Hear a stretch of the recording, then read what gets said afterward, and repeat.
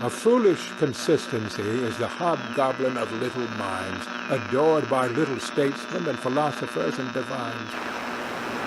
If a man does not keep pace with his companions, perhaps it is because he hears a different drummer. A different drummer.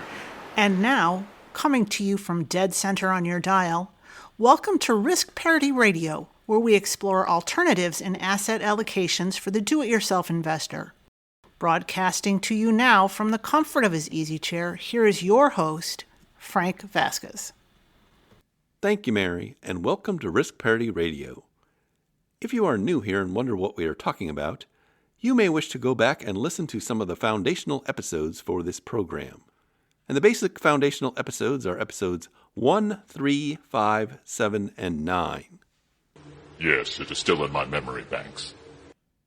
We have also created an additional resource, a collection of additional foundational episodes and other popular episodes. We have top men working on it right now. Who? Top men. And you can find those on the episode guide page at www.riskparityradio.com. Inconceivable! All thanks to our friend Luke, our volunteer in Quebec. Sacoche. We'd be helpless without him. I have always depended on the kindness of strangers. Because other than him, it's just me and Marion here. I'll give you the moon, Mary. I'll take it. We have no sponsors, we have no guests, and we have no expansion plans. I don't think I'd like another job. Over the years, our podcast has become very audience-focused, and I must say we do have the finest podcast audience available. Top drawer. Really top drawer. Along with a host named after a hot dog. Lighten up, Francis. But now onward, episode 507. Today on Risk Parity Radio, we're just going to do what we do best here, which is attend to your emails. Well, I could have told you that. But before we get to that, we have some news about our fundraiser for Fairfax Casa that we've been running in March and April. We wanted to update you on the results, but since this is Mary's domain, we'll let Mary do that. Today we do Proud Mary. Rolling, rolling, rolling on the river.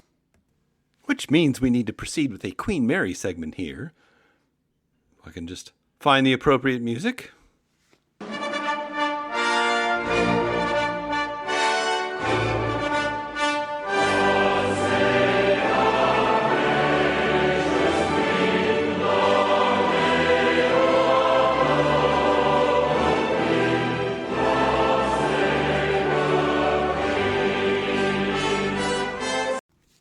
And now Mary will address you about the Fairfax Casa campaign. Rolling, rolling on the river. Listen to the story now. There are moments that transcend the numbers on the screen or the percentages in a portfolio, and this is one of them. It is with tremendous gratitude that I share our final update. Together, this community has raised $30,035.34 for Fairfax Casa. Together with the matching challenge of $20,000 provided by our generous benefactor, Matthew 6-3, we have raised over $50,000 for Fairfax Casa. When we started this campaign, it was a hope, a what-if shared over the airwaves. You responded with a level of kindness and conviction that has been moving to witness. In our usual discussions, we focus on protecting our futures, but through your donations, you've chosen to protect the future of children who are navigating some of the hardest chapters of their lives. You are the constant in a child's volatile world, providing them with a dedicated advocate. You are the bridge to a safe, permanent, and loving home. And you are the proof that when people come together with a shared purpose, the impact is exponential. It is a privilege to spend time with our audience every week, but it is an even greater honor to see the character of this audience in action. You didn't just listen, you stepped up. You've shown that the Risk Parity Radio community is built on a foundation of deep empathy, and a desire to leave the world better than we found it. Whether you gave a little or a lot, please know that your contribution is changing a child's life story. Thank you for spending the past few months with me on my end of the beach where the littlest starfish are found.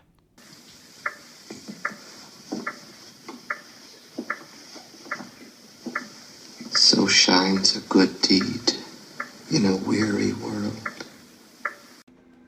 So thank you for all you do as listeners here and donators. And thank you for making my wife happy. I am a very lucky man indeed. Ooh, what a lucky man he was.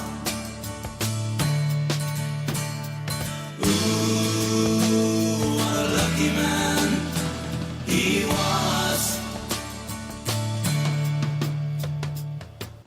We are going to give the hardcore fundraising a break here, at least for a month, until we start our next Father McKenna Center Top of the T-shirt campaign. But you still will go to the front of the email line if you donate to either the Father McKenna Center or Fairfax Casa. So make sure you mention that in your email. In fact, all of the emailers today are donators to Fairfax Casa. The best, Jerry. The best. And we thank you again for your support. But now, without further ado... Here I go once again with the email. And... First off, we have an email from Zach. If I were to offer a remedy to the human condition, it would be a garden. Or acid. And Zach writes, Hi, Mary and Frank. Thanks for all the wonderful content and highlighting yet another phenomenal cause. Hopefully, this donation to Fairfax Casa beats the buzzer on your campaign. Yes! My question is related to guessing healthcare expenses in retirement. I'm about to turn 40 and have at least 15 working years to go before retirement, God willing. I currently track my expenses and adjust them with an inflation factor to guess at what my retirement spending may be. A crystal ball can help you. It can guide you. I also apply other factors to each spend category, assuming more for some and zeroing out others, like saving for kids' college and retirement. Donate to the Children's Fund? Why? What have children ever done for me? The biggest variable seems to be healthcare costs, as I have no idea how to even start to model that. My current health expenses are fairly low, but I know that will change as I get older. Are there any good resources or frameworks you know of to provide a crystal ballpark estimate of what your medical expenses might look like down the road? It's kind of looking at the aura around the ball. See the movement of energy around the outside of the ball. My goal is to fund this future expense from my HSA, and having enough in my HSA will be a small variable as when to pull the retirement trigger. I'm still working through about 250 episodes, so feel free to point me to those if you've already tackled this. Thanks again, and please let me know if you two make it to the Denver area so I can provide some mostly cold beer served in cans. Zach. There are those who will say that the economy has forsaken us. Nay, you have forsaken the economy! And now you know the economy's wrath. Oh, thou canst shop in a sporting goods store, but knowest thou that the economy will take away thy Broncos cap from thine head? Well, Zach, thank you for being a donor to Fairfax Casa. And yes, your donation was included in those totals that Mary mentioned. That is the straight stuff, O Funkmaster. I think this is a very interesting question. It's a valuation question or estimation question. And whenever I see these kinds of questions, my first instinct is to think about, well, how would an insurance company do this or actuaries do this? Because they're in the business of doing this. Do you have life insurance, Phil? Because if you do, you could always use a little more, right? I mean, who couldn't? And have some of the best methods for doing these sorts of things. And this sort of estimation reminds me of the way that term life insurance is priced. Surely you can't be serious. I am serious. And don't call me Shirley. If you think about term life insurance, say for a 20-year term or a 30-year term, the idea of that, to make it more palatable to the customer, is to even out the term premiums over time, so it's the same term premium year after year. But if you bought that thing year on year and paid the new premium, obviously the premium would keep going up as you got older. Similarly, you have the same issue with respect to healthcare insurance, that your ACA price for healthcare insurance on the marketplace, that's what I'm assuming we're talking about here, is different depending on how old you are. So what you're really trying to do is estimate what would be kind of a flat equivalent of a term premium that would pay for this healthcare insurance over the next, I guess, 25 years in your case. So it's possible to do this. It's going to take a little work. Basically, what you need to do is find out how much it would cost for you at 40, but also for each of a 41-year-old, a 42-year-old, a 43-year-old, a 44-year-old. For each of those people going up to age 65, you want to know what is today's price for that person. So you have everything in today's dollars. And if you wanted to cheat at it, you would simply do it as today's dollars, and then what would it be for a 64-year-old person? Now, I'm assuming for the purpose of this that there are no subsidies whatsoever, because it's easier to calculate. Once you start adding in subsidies and trying to estimate when you would get them, it becomes a much more difficult problem. I think you should do the easy problem first and then see if you modify it. Obviously, it's sort of the maximum you would pay is the no subsidy price. You may need to use AI to do this, because the other way I'm thinking of doing it is going into your ACA marketplace and then changing your birth date over and over again to simulate being a year older till you get all these prices, and then you can put them all in a spreadsheet. Once you have those, you can estimate or get an average of what the price would be and think of that as a term premium for the next 25 years. So that gives you a price in today's dollars. Then what you would do is take that price and add whatever inflation measurement you're doing to that term price, if you will. And it's going to be somewhere as if you were, say, a 52-year-old or something like that. So that would be a really good way of estimating this, because it's based on actual data and you're not having to guess or use somebody's crystal ball. My name's Sonia. I'm going to be showing you the crystal ball and how to use it, or how I use it.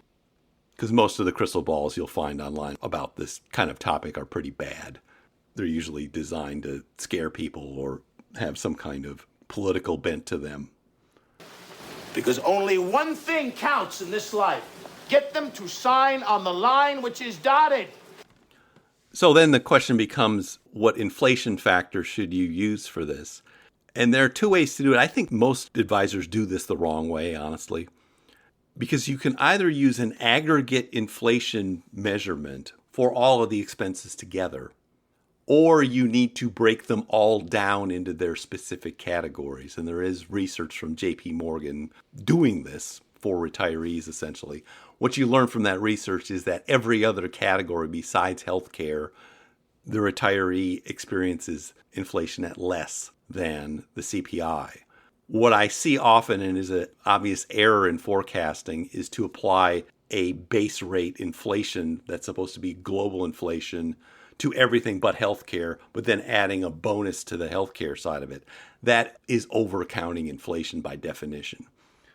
Everyone in this room is now dumber for having listened to it. So you either need to just use the one rate for all of your expenses collectively, or break it down into all of the specific ones, because all the other ones should be lower than your average inflation rate. You are correct, sir, yes.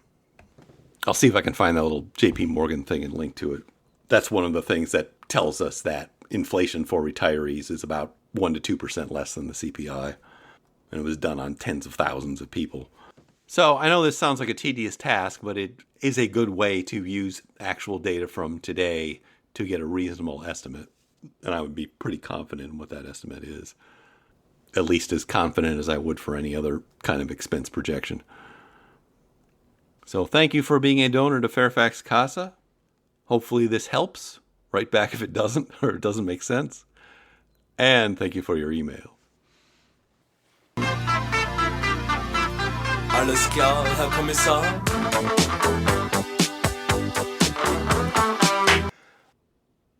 Second off, I have an email from Brian. Hey, Brian, care to place a wager? And Brian writes, Hi, Frank. Thanks for answering my previous email. I made a donation to Fairfax Casa. It's been very interesting to learn about this special service. Question. My buddy and I were discussing index funds, and he was questioning whether index funds will remain the best vehicle for future investing. Real wrath of God type stuff. Exactly. I have to admit, it once came across my mind that as everyone piles into index fund investing, does that mean the best times are over? Fire and brimstone coming down from the skies. I worked in technology for 30 plus years, so it's not uncommon to see when the masses start doing something, it can mean it's on the way out. And it's gone. Poof. I would love to hear your thoughts. Brian. P.S. I know we can't see the future, even with a crystal ball. Rivers and seas boiling. 40 years of darkness, earthquakes, volcanoes. The dead rising from the grave. Human sacrifice, dogs and cats living together, mass hysteria. Well, first, thank you for being a donor to Fairfax Casa. And now you're writing me about index funds. Do the chickens have large talons? Do they have what? Large talons. I don't understand a word you just said. I actually hate this definition because it's used and misused in many ways. And half the time when people say index fund, they either don't know what they're talking about or they're talking about something that is different from what I would consider an index fund. The short answer to your question is yes, they're still going to be useful. That's the fact, Jack! That's the fact, Jack! But they're not the only tool. We have the tools, we have the talent. But let's first talk about this sorry history of the term index funds. It was originally used in the industry to distinguish a managed mutual fund from a mutual fund based on an index. So this was the big battle being fought in the first decade of this century about whether these index funds like VTSAX that were following a total market index, or I guess it was VFIAX was the mutual fund that followed the S&P 500 from Vanguard, and whether those were a better choice than managed funds, because managed funds did dominate the world of funds up until that time. In particular, if you go back to the 1990s, there was no question that everybody was looking to use a managed fund and find the next Peter Lynch who was going to manage this thing into wealth and glory. Hello, Mrs. Farnickel. How are you today? Making a deposit, are we? Great. We can just put that into your retirement account and make it go to work for you, and it's gone. Okay, so that definition was okay, but then it got very confused when people started coming out with ETF versions of the same funds. Because people started saying index fund when they meant the mutual fund version of it, but then they would call the ETF version an ETF, like it was something different, when in fact it was the exact same thing. So the proper use should have been an index fund, either in mutual fund form or in ETF form. Because the difference is between index funds and managed funds, not between index funds and ETFs. And that misuse or distinction always has driven me crazy, but it's still used by many in the industry today. Which gets to the next confusion. There are many people who think that an index fund has to be based on one of the very popular indexes, like the S&P 500, or something that is large cap weighted, that arranges the fund based on the capitalization in the fund. So they would say, if you're investing only in tech stocks like XLK, that is cap weighted. They buy more of the largest companies and less of the smaller companies. And lots of funds are organized that way, and that is one way to organize an index. That is not the only way to organize an index. That's not how it works. That's not how any of this works. In fact, there are more indexes now that exist in the world than there are stocks and funds, and anyone can make one up. Because all an index is a list for an algorithm. And all an index fund is actually doing, and I would call them this, I wouldn't call them index funds, I would call them algorithmic funds, with the idea that they are following some algorithm which sorts them, as opposed to having humans pick them. And to me, that definition makes a whole lot more sense than trying to call things index funds and then distinguishing between which kinds are based on popular indexes and which ones are based on proprietary indexes. For instance, funds like AVUV or the other Avantis or DFA funds, those are algorithmic funds. They are based on a sorting mechanism, but it's proprietary to those providers. So although it's run exactly like an index, in technical terms, they're classified as managed funds, even though there's no human sitting down picking the stocks in there. George, we've got a problem. There's a memo here from accounting telling me there's no such thing as the human fund. Well, there could be. They are creating an algorithm and running an algorithm to sort the stocks that they're putting in the fund. And so, in my mind, because you can have all kinds of different algorithms to sort stocks, if we're calling those index funds, no, there's no reason that that is not going to continue, because you just change the algorithm to invest in things that aren't all cap weighted, like a total market fund or an S&P 500 fund. Now, what I think you're asking, and what is kind of the zeitgeist and what people are talking about, is the fact that all of these target date funds where all of this money is going into are invested in these large cap weighted funds, typically. So that's where all of this money is going into. It's going into things like an S&P 500 fund. And that's what people are talking about when they're saying, are these things getting too big? And are they getting too concentrated, which could lead to some kind of bubble or crash or whatever you want to call it. What? It's gone. It's all gone. And my answer is, well, that could be a problem if you're not paying attention and you're not trying to diversify away from strictly large cap stocks. So there is more risk in just holding one of those as opposed to holding that and, say, a small cap value fund together. But that doesn't mean they're going to go away. I would suspect what's going to happen is what usually happens. Something becomes popular. It becomes very popular. Then there's some kind of dislocation or market crash, which causes it to underperform, and people start doing other things. And in this case, people will diversify and not just be putting their money into these large cap index funds. My answer to that is, well, we can do that right now, so we don't need to wait. I actually heard an excellent discussion about a lot of these concepts this morning. It was on Bigger Pockets of Money. They had Ben Felix on from Rational Reminder, and he was talking about factor investing and how all these things work and how they're constructed. I will link to that in the show notes. I think that is a good thing to listen to because it clarifies why you probably want to have something other than just large cap weighted funds in your portfolio. Although it probably doesn't matter that much if you're just accumulating because you really don't care about the volatility as much. Don't care? It's a problem of motivation, all right? I wouldn't say the best times are over. History doesn't repeat, but it rhymes, so there will be periods where the large cap funds will outperform other kinds of funds. And then there'll be periods where smaller companies and value companies and other kinds of companies will outperform the large caps. And which one will do better in the next period is pretty unpredictable. So if you don't want to think about it, hold more than one fund. And that is really what's going on when you look at all of Paul Merriman's different kinds of portfolios. He's trying to mix up the factors in the funds to get a better outcome. But there's no reason to panic. Human sacrifice, dogs and cats living together, mass hysteria.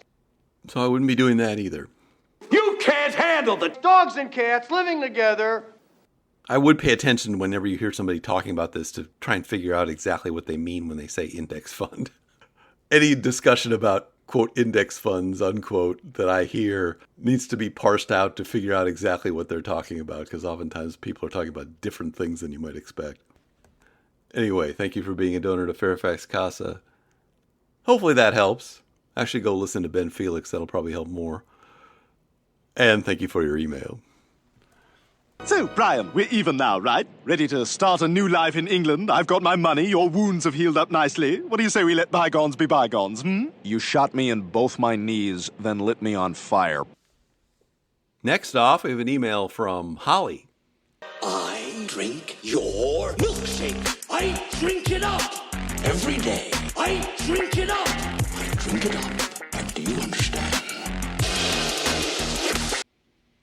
And Holly writes, he drinks it up. Love your work. Thank you. I drink your milkshake. Well, Holly sent me a link to yet another milkshake meme. Can't get enough of those, I suppose.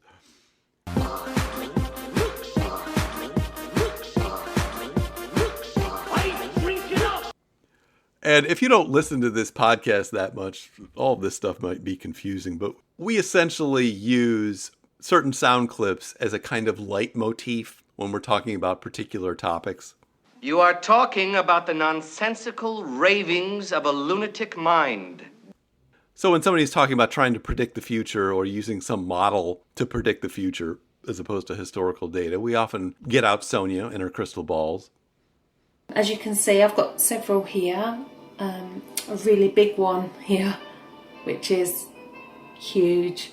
This is the one that I tend to use more often. I have a calcite ball and I have a black obsidian one here.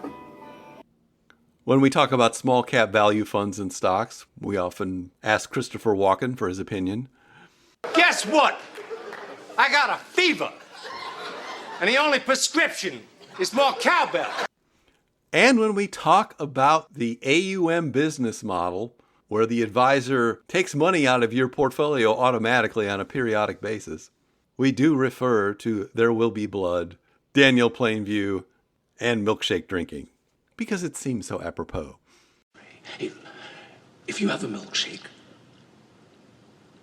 and I have a milkshake, and I have a straw, there it is, that's a straw, you see. You're watching.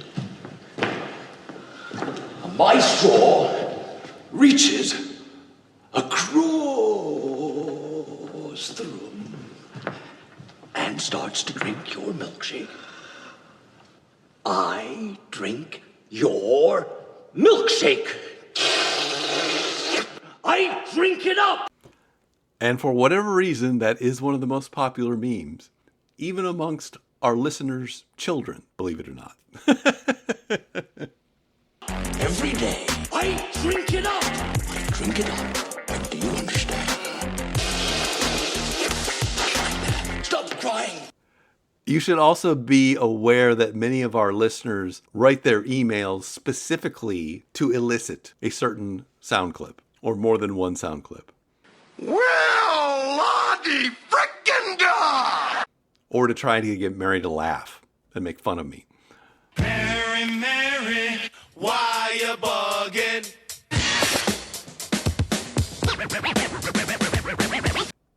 But that's all part of what goes on in our little dive bar here. What we do is if we need that extra push over the cliff, you know what we do? Put it up to 11. 11, exactly. And we appreciate your participation. You're not going to amount to jack squat. You're gonna end up eating a steady diet of government cheese and living in a van down by the river. So thank you for being one of our donors on Patreon, which has moved you to the front of the email line and has gone to Fairfax Casa in terms of a donation. Thank you for your link, and thank you for your email. I drink it up. I drink it up. I drink it up.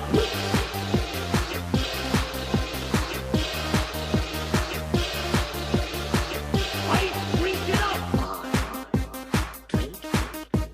Your milkshake.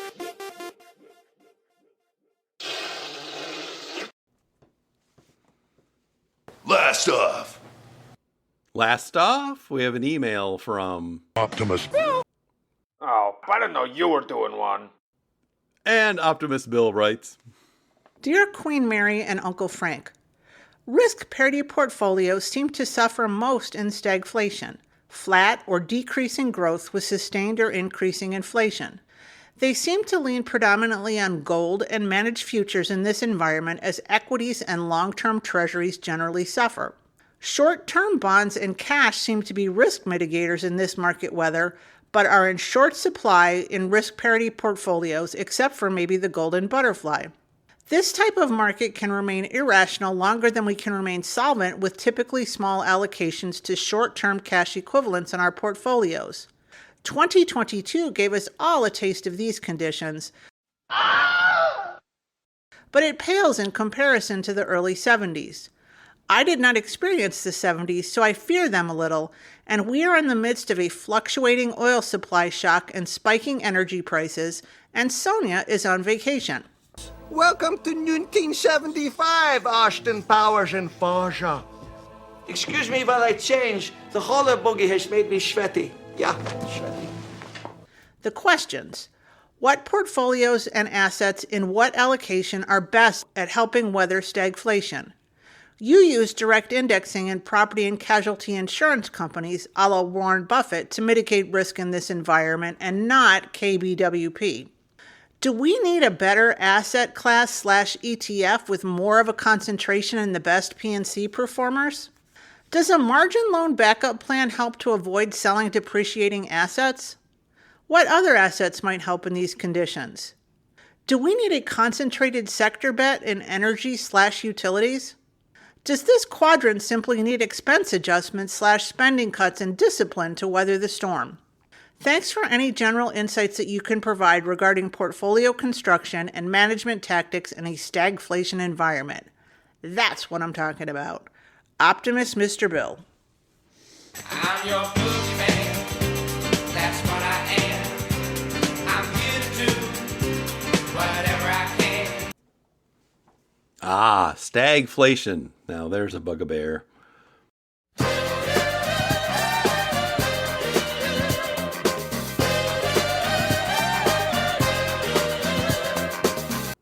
So going through your questions, what portfolios and assets are best helping weather stagflation? Well, generally the best one is going to be managed futures, and for two reasons. If there is increasing inflation, that's usually picked up by commodities. And if you get a trend in commodities, like we're having in oil right now, a managed futures fund will pick that up. And so managed futures funds in 2022, last time we had stagflation, were up 20 or 30%. And so that may be all the insurance you need right there. That's the way I like it. That's the way I like it. Those also pick up on an interesting thing because when there is stagflation in the economy, you can almost guarantee now there's going to be some kind of substantial reaction from the Federal Reserve or other parts of the government. And that's also what happened in 2022, that the interest rates were raised substantially in a trend. And a managed futures fund also picks up on the trend in interest rates and profits from that. So basically, it's tracking the government response to these sorts of things.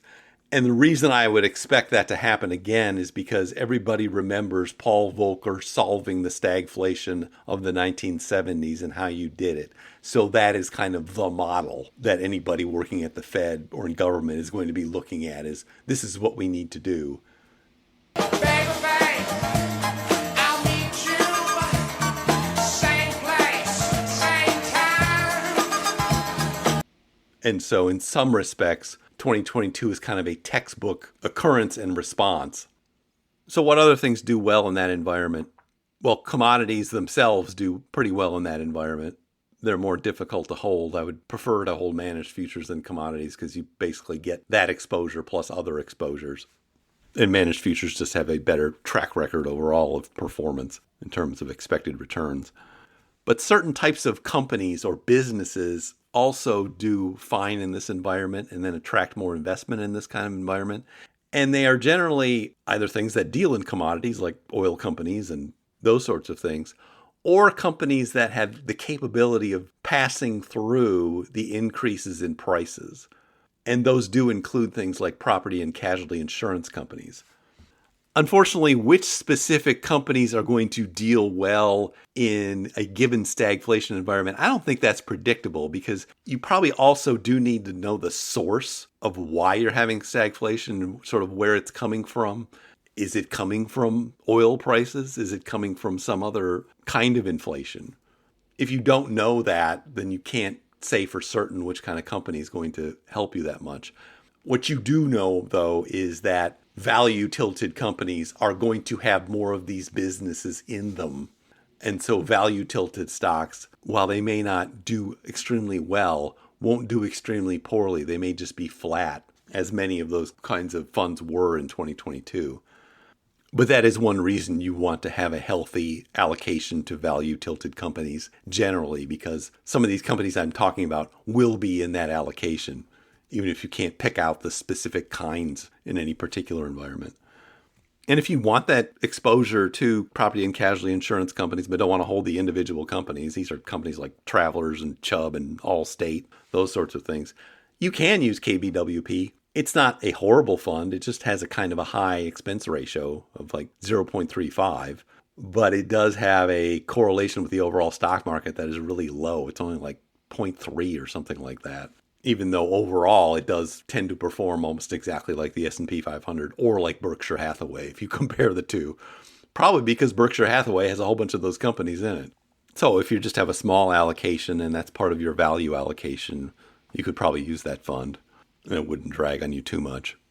Your second question was, do we need a better asset class ETF with more concentration to the best property and casualty performers? And the answer is, I don't think so. I think if you tried to create something that is specifically designed to deal with a certain kind of a stagflation environment, it's probably going to be overfitted to whatever environment you're talking about. So I think you're better off focused on just making sure you have a good allocation to value tilted companies, which can include these property and casualty insurance companies explicitly, which I do or not. The reason I don't run around telling people to do that is because I don't have 100 years of data or something to show that that's a good idea. It just looks like a very good idea from the decades of data that we do have. For the same reason, in one of your next questions, do we need a concentrated sector bet in energy and utilities? The answer is probably not. You could hold utilities just as an alternative asset class if you wanted to. They're sufficiently diversified from the overall market. But would you need one, and would you need one necessarily to be there for this kind of environment? I'm not sure that that necessarily makes sense. And I don't think I would make concentrated bets in the energy sector because it's just so erratic that when it's good, it's very, very good, and when it's bad, it's horrible. And in any event, should be picked up by your value tilts in your general value funds. And you asked the question, does this quadrant simply need expense adjustments, spending cuts, and the discipline to weather the storm? Well, maybe. And generally, yeah, you do need to weather the storm. You don't expect even a risk parity style portfolio to have a positive performance in that environment. What you more expect is that it will outperform other kinds of portfolios. So it will be less bad, if you will, which is really what leads to higher safe withdrawal rates, is being less bad in the worst environments. The other thing about that quadrant is I don't think it occurs that much. If you think about sort of the overall base rates for basic performances, we know that about 70% of the time after inflation, the stock market's going up. And so we're not really worried about those environments. And of the times the stock market is going down, usually about 15% of those, or 1 in 7 years, has to do with a recession. And that's not a stagflationary environment. So when you're thinking about stagflation, it's part of the remainder of all the other 15% of the time. So a year specifically like 2022 only occurs about once in every 40 years. You would give it a 2 to 3% probability of happening just like that. That doesn't mean you can't have other kinds of stagflations in other years, though.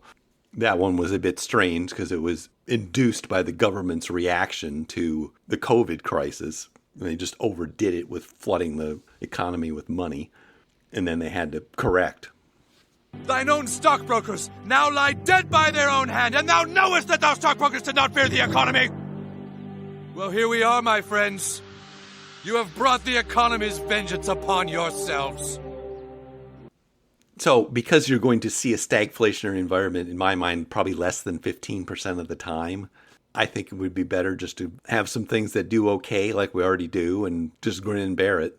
Because when you look at the overall performance of these kind of portfolios, a 60-40 portfolio or a total stock market portfolio is basically going to be up whenever the stock market's up and down whenever the stock market's down. So it's going to be up about 70% of the time. A risk parity style portfolio tends to be up about 80% of the time. I don't think you're going to be able to do much better than that. And I think trying to do much better than that, or trying to zig and zag and change your allocations, is probably going to result in underperformance. I've officially amounted to jack you squat. And then the final question, which was in the middle, does a margin loan backup plan help avoid selling depreciating assets? Oh, and I forgot to talk about gold, didn't I? I love gold. I don't think you can count on gold necessarily doing well during stagflation or in the middle of stagflation. you're more likely to see the kinds of odd performances that we've seen over the past few years. That gold was pretty flat in 2022, but took off after that. So the timing of when it's going to perform is unpredictable. I think over long periods of time, if you had stagflation for a decade, you would expect that gold is going to do pretty well in the period overall, but may not in any particular year, depending on what else is going on. This is gold, Mr. Bond. I think you've made your point, Goldfinger. Thank you for the demonstration. Do you expect me to talk? No, Mr. Bond, I expect you to die. Going to your last question that was in the middle, does a margin loan backup plan help to avoid selling depreciating assets? And the answer to that is yes, it could. But here's the other thing. If you look at how these portfolios perform, there's maybe only 1 year in 30 when you don't have one of the assets that is going up in any given year. So the chances of you not having something that is increasing in value in a year that you can then sell from are really, really low. And that's also why you don't need a whole bunch of cash in one of these kind of portfolios. There's always money in a banana stand. Because you're going to sell something that's high, and in something like 29 out of 30 years, you're going to have something that is increasing in value. So you would just sell out of that. And that kind of solves the problem. You don't need buckets, ladders, or flower pots full of cash or any of that nonsense. And you don't need the margin loan backup plan either. Now, I can tell you having a margin loan capability is very useful. We have that at Interactive Brokers on our brokerage account. And what it actually allows you to do is just the convenience of saying, well, I need the money now, just take the money out. And it records a loan against your assets. And then you can look at it later and figure out what you want to sell. So you're not required to actually sell something to get the money out of it. And some people use more advanced strategies where they do continue to take more on the margin side until things go up again. And I suppose you could develop strategies like that if you wanted to. I don't think you need to, though. It was especially useful to us for the past few years because when I left the firm, there was a large pile of money there, hundreds of thousands of dollars, that I essentially couldn't access, but it was going to be paid out to me over the next 6 years, and we're finally getting to the end of that. So it was basically sitting in a cash pot that I couldn't invest. And so Michael, his son, and his brother together enjoyed the cathartic burning of the banana stand. There was money in that banana stand. Well, it's all gone now, Dad. There's $250,000 lining the walls of the banana stand. So as a consequence, what we're able to do is take margin to that extent to essentially simulate it as if we did have access to it and could invest it, and then put that into the margin account on that basis. But now that that's done, we'll only use the margin account just for cash flow purposes. And I think if you want to do that, make sure you do open an account at some place like Interactive Brokers. Do not use the margin accounts at places like Fidelity, Schwab, or Vanguard. The interest rates are just too high. It's just very inefficient unless you're just talking about a small amount of money. The rates at Interactive Brokers are just a little bit above usually what like the 10-year rate is. So they're more like 5% instead of like 10% at one of these other places. Anyway, I hope you enjoyed some of those insights for whatever they were worth. That and a nickel will get you a hot cup of jack squat. And I guess I should clarify something. You know, we've been talking about this 4-quadrant model for many of the past few episodes. That is not an expression of probability. There's nothing that says that you're going to spend equal time in all 4 of those quadrants. And in fact, you probably won't. And the reason you won't is because we have things like the Federal Reserve that do not want us to be in some of those quadrants for very long.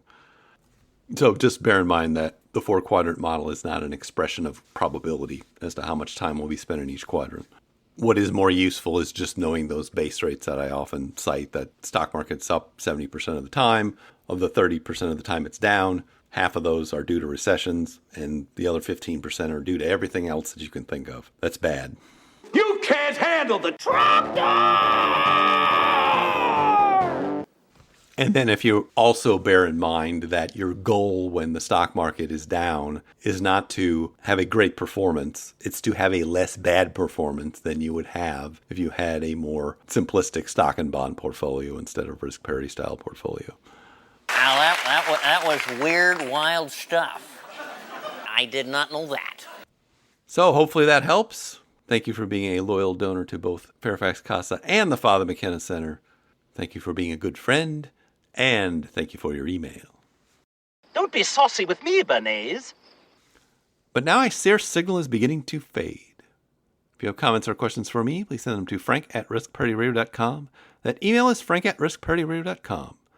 Or you can go to the website, www.riskparityradio.com, put your message into the contact form, and I'll get it that way. If you haven't had a chance to do it, please go to your favorite podcast provider and subscribe, give me some stars, a follow, a review.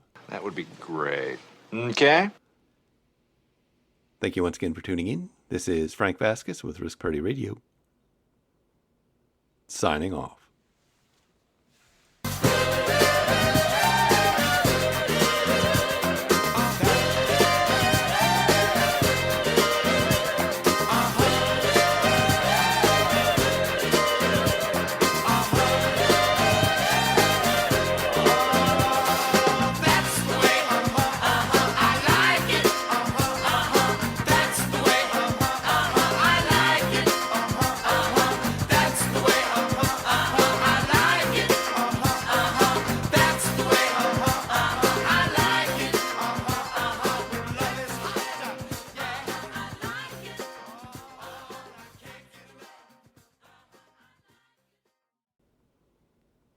The Risk Parity Radio Show is hosted by Frank Vasquez. The content provided is for entertainment and informational purposes only and does not constitute financial, investment, tax, or legal advice. Please consult with your own advisors before taking any actions based on any information you have heard here, making sure to take into account your own personal circumstances.